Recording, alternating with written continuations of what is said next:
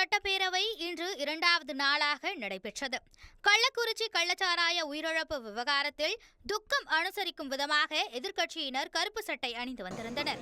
கூட்டம் தொடங்கியவுடன் அதிமுக, பாமக உறுப்பினர்கள் கள்ளக்குறிச்சி விவகாரம் குறித்து விவாதிக்க வேண்டும் என்று சபாநாயகர் அப்பாவுவிடம் கோரிக்கை விடுத்தனர்.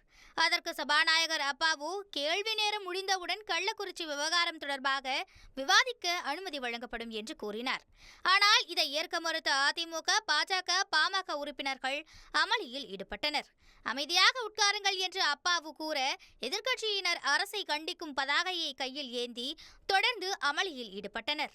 தொடர்ந்து சபாநாயகர் உத்தரவின் பேரில் அதிமுக உறுப்பினர்கள் அனைவரும் அவையிலிருந்து வெளியேற்றப்பட்டனர். அதிமுக உறுப்பினர் ஆர்.பி. உதயகுமாரை அவைக்காவலர்கள் குண்டுகட்டாக தூக்கி சென்று அவையிலிருந்து வெளியேற்றியது சமூக வலைதளங்களில் வைரலாகியது. இதனைத் தொடர்ந்து அதிமுகவினர் வெளியேற்றப்பட்டது குறித்து விளக்கம் அளித்த சபாநாயகர் அப்பாவு, கள்ளக்குறிச்சி மரணம் தொடர்பாக கேள்வி நேரம் முடிந்து கவன ஈர்ப்பு தீர்மானத்தின் போது அனைத்து உறுப்பினர்களும் எவ்வளவு நேரம் வேண்டுமானாலும் விவாதிக்கலாம். ஆனால் இதை ஏற்காமல் அவையின் மாண்பை குறைக்கும் வகையில் நடந்து கொண்டதால் அதிமுக உறுப்பினர்கள் வெளியேற்றப்பட்டனர் என்று தெரிவித்தார்.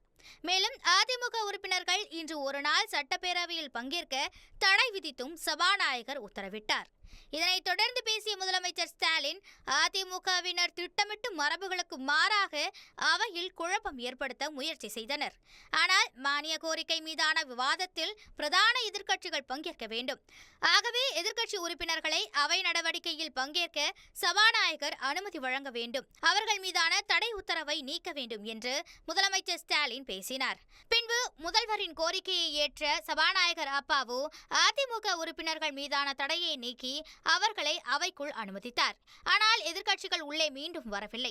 பிரதான எதிர்க்கட்சியான அதிமுகவின் பொதுச் செயலாளர் எடப்பாடி பழனிசாமி முதலமைச்சர் ஸ்டாலின் பதவி விலக வேண்டும் என்று தெரிவித்தார். எதிர்க்கட்சிகளின் வெளிநடப்புக்கு பிறகு நடந்த கேள்வி நேரத்தில் உறுப்பினர்கள் எழுப்பிய கேள்விக்கு அமைச்சர்கள் பதிலளித்து பேசினார்கள். அப்போது சபாநாயகர் அப்பாவு எம்எல்ஏவாக மாறி தொகுதி குறித்து கோரிக்கை எழுப்பிய சுவாரஸ்ய சம்பவமும் அரங்கேறியது. இது தொடர்பாக பேசிய சபாநாயகர் அப்பாவு, அமைச்சர் ரகுபதியிடம் ஸ்பீக்கருக்கும் ஒரு கேள்வி இருக்கிறது. உங்கள் தொகுதியில் முதலமைச்சர் திட்டத்தின் கீழ் திசையன்விளை தாலுகாவில் கீழமை நீதிமன்றம் அமைக்க அரசாணை வெளியிடப்பட்டது. அந்த வேலைகள் எப்போது தொடங்கப்படும் என்று கேள்வி எழுப்பினார். இதற்கு பதிலளித்து பேசிய அமைச்சர் ரகுபதி, திசையன்விளை தாலுகாவில் கீழமை நீதிமன்றம் அமைக்க முதல்வர் நிதி ஒதுக்கியுள்ளார். ஆகவே அங்கு மிக விரைவில் கீழமை நீதிமன்றம் அமைக்கப்படும் என்று தெரிவித்தார். தொடர்ந்து அமைச்சர் துரைமுருகன் பேசினார். அப்போது சட்டப்பேரவை கேள்வி நேரத்தில் சபாநாயகரே கேள்வி கேட்பதை இப்போதுதான் பார்க்கிறேன் என்று தனக்கே உரிய பாணியில் பேசியிருந்தார் அமைச்சர் துரைமுருகன். இதை கேட்டு சிரித்த சபாநாயகர் அப்பாவு, எனக்கும் தொகுதி மக்கள் ஓட்டு போட்டுள்ளார்களே, அவர்களுக்காக கேள்வி கேட்க வேண்டுமல்லவா என்றார். சபாநாயகர் பேசுவதை கேட்டு முதல்வரும் மற்ற உறுப்பினர்களும் சிரித்தனர். மாண்புமிகு அமைச்சர் ஸ்பீக்கருக்கும் ஒரு கேள்வி இருக்கு. மாண்புமிகு உங்கள் தொகுதியில் ஸ்டாலின் முதல்வர் என்ற திட்டத்தில் மாண்புமிகு முதல்வர் அவர்களும் தாங்களும் திசைநிலை தாலுகா திசைநிலையிலே ஒரு முனிசிப் கம் மேஜிஸ்ட்ரேட் கோர்ட்டு அரசாணை வெளியிட்டிருக்கின்றீர்கள். எப்போது அது ஆரம்பிக்கப்படும் என்பதையும் தங்களிடம் கேட்டு தெரிந்து கொள்ள விரும்புகிறேன்.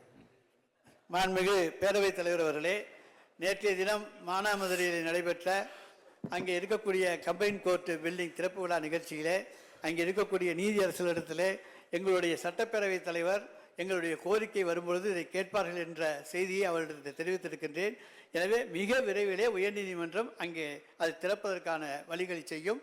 மாண்புமிகு முதலமைச்சர் அவர்கள் அதற்கான அனுமதியை தந்து எங்களுக்கான நிதியும் ஒதுக்கி தந்திருக்கிறார்கள். எனவே அதில் எந்த விதமான சிக்கலும் இருக்காது. விநாயகன், மாண்புமிகு உட்கார்ந்துகிட்டே பேசுங்க ப்ளீஸ், தயவு செய்து. அவர்கள் பேரவைத் தலைவர்களே, கேள்வி நேரத்தில் சபாநாயகரே கேள்வி கேட்கிற ஒரு புதுமையை இன்றைக்கு தான் நான் பார்த்தேன். இல்லை, எனக்கும் தொகுதி மக்கள் ஓட்டு போட்டிருக்காங்கல்ல, தொகுதிக்காக கேட்கணும்ல. இறுதியாக கள்ளக்குறிச்சி கள்ளச்சாராயம் விவகாரம் குறித்து நீண்ட விளக்கம் கொடுத்தார் முதலமைச்சர் மு.க.ஸ்டாலின். இந்த விவகாரம் காவல்துறையின் அஜாக்கிரதையால் தான் நடந்ததாகவும், கள்ளச்சாராயம் புதுச்சேரியிலிருந்து கொண்டு வரப்பட்டதாகவும், இதில் சம்பந்தப்பட்ட 3 பேரை கைது செய்து விசாரணை நடைபெற்று வருவதாகவும் முதலமைச்சர் மு.க.ஸ்டாலின் தெரிவித்தார்.